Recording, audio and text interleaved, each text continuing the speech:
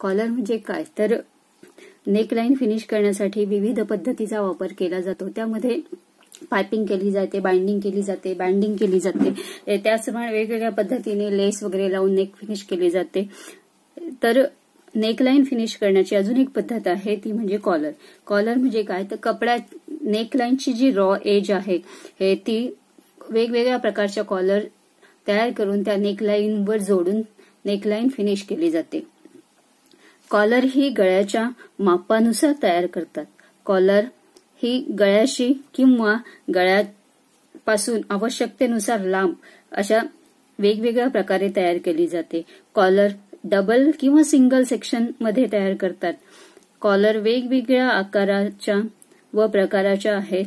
Collar तयार करत असताना 2 मेन मटेरियलचे पीस आणि त्याच्या आतील बाजूला कॅनव्हास किंवा इंटरफेसिंगचा वापर केला जातो आणि काही वेळेस इंटरफेसिंग शिवाय देखील या कॉलर तयार केल्या जातात.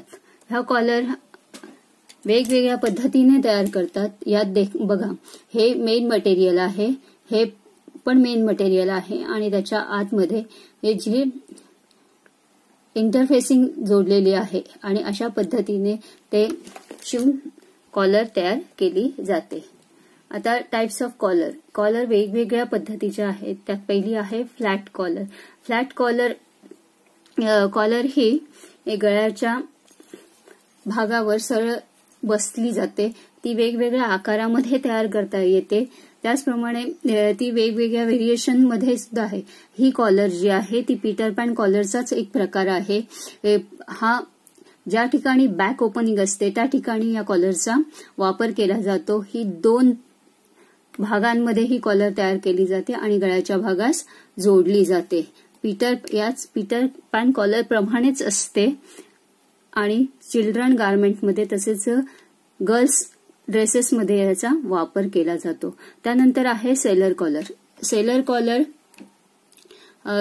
हा कॉलरचा एक प्रकार आहे जो व्ही आकाराच्या गळ्यावर ही कॉलर जोडली जाते. यामध्ये बॅक साइडला स्क्वेअर पीस येतं आणि फ्रंट साइडला अशा पद्धतीने त्रिकोणी भाग येतो. व्ही आकाराचा जिथे नेक असेल त्या ठिकाणी याचा वापर करतात. ह्या कॉलरमध्ये मेन मटेरियलचा वापर केला जातो आणि त्याच्या साइडला पायपिंग किंवा बँडिंग केली जाते. त्याच पद्धतीने बाबा सूट किंवा गर्ल्स ड्रेसेसमध्ये याचा वापर करतात. त्यानंतर आहे रोल्ड कॉलर. रोल्ड कॉलर ही एक अखंड पीस असलेली कॉलर असते ज्यामध्ये तो कॉलरचा भाग आहे गळ्याच्या भागावर जोडला जातो आणि गळ्याच्या भागावर जोडल्यानंतर याची कॉलरची रुंदी जास्त असते. तर जोडल्यानंतर हा भाग अर्धा उभा राहतो आणि अर्धा बाहेरच्या बाजूनी पडतो. आतमध्ये जो उभा राहिलेला भाग आहे त्याला स्टँड म्हणतात. जिथे ती दुमड पडली आहे, दुमडची जी रेषा पडली आहे तिला रोल लाईन म्हणतात आणि जो भाग सरळ बाजूनी पडलेला आहे त्याला फॉल असे म्हणतात. ही कॉलर ब्लाउज, जॅकेट, कोट इत्यादींमध्ये वापरली जाते. त्यानंतर आहे शॉल कॉलर. शॉल कॉलर ही नाईट सूट किंवा कोट्स याच्यामध्ये वापरली जाते. त्याच पद्धतीने वेगवेगळ्या जॅकेटमध्ये याचा वापर केला जातो. ही कॉलर वेगळी कापली जात नाही तर मेन म्हणजे जो फ्रंट साइडचा भाग आहे त्याच्यातच एक्सटेन्शन ठेवून ही कॉलर तयार केली जाते. त्यानंतर त्याला अप्लाइड म्हणजे शेप्ड फेसिंग वापरली जाते आणि ती शेप्ड फेसिंग जोडून बघा मागच्या बाजूला इथे जॉईंट येतो आणि हा कॉलर अशा पद्धतीने तयार होते. याचा पुढील बाजूला डीप नेक असतो. या कॉलरचा उपयोग हा हाऊस कोट, जॅकेट इत्यादींमध्ये केला जातो. त्यानंतर आहे कन्व्हर्टेबल कॉलर. याला आपण टेनिस कॉलर असं देखील म्हणतो. टेनिस शर्टमध्ये याचा वापर केला जातो. ही कॉलर सिंपल कॉलर सारखीच असते परंतु याच्या फ्रंट साइडची जी ओपनिंग आहे त्यावर थोडासा भागावर फेसिंग करताना वरील बाजूस शिलाई मारली जाते आणि नंतर काही अंतर सोडून नंतर ते कॉलरचा भाग त्या गळ्याच्या भागास जोडला जातो. ही कॉलर तयार केल्यानंतर अशा पद्धतीने दिसते म्हणून आपण याला कन्व्हर्टेबल कॉलर असे म्हणतो. त्यानंतर आहे स्टँड कॉलर, त्याला मँडेरियन कॉलर असेही म्हणतो. हे कॉलर नेहरू कुर्ता, शेरवानी किंवा शर्ट, कुर्तीज याच्यामध्ये वापरली जाते. हे एक बँड असतो, तो गळ्याच्या आकारानुसार कट केलेला असतो, गळ्याच्या मापानुसार कट केलेला असतो आणि त्याला साधारण राऊंड शेप दिलेला असतो. मेन मटेरियलचे 2 पीस आणि आतल्या बाजूला इंटरफेसिंग लावून ही कॉलर तयार केली जाते. त्यानंतर आहे शर्ट कॉलर विथ स्टँड. आता ही सर्वसाधारण कॉलर आहे जी शर्टमध्ये वापरली जाते.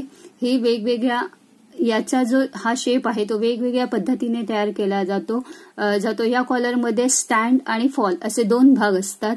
हे दोन्हीही सेपरेट असतात. कपड्यांवर हे जे स्टँड आणि फॉल आहे ते प्रेसिंग किंवा फ्युजिंग कॅनव्हासचा वापर करून हे तयार करतात आणि कापडावर चिटकवून त्यापासून ही कॉलर तयार केली जाते. सुरुवातीला कॉलरचा फॉलचा भाग तयार केला जातो आणि नंतर तो फॉलचा भाग स्टँडच्या भागाला जोडला जातो आणि नंतर स्टँडचा भाग गळ्याच्या भागास जोडला जातो.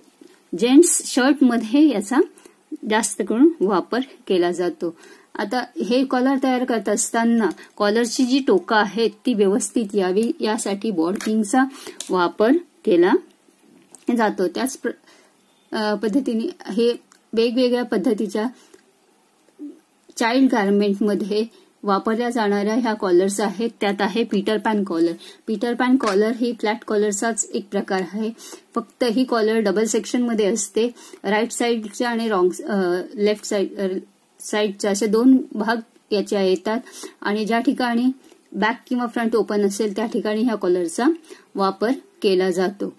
मेन मटेरियल पासूनच ही कॉलर तयार केली जाते. याला आपण फ्लॅट कॉलर देखील म्हणतो. त्यानंतर आहे स्कॅलॉप कॉलर.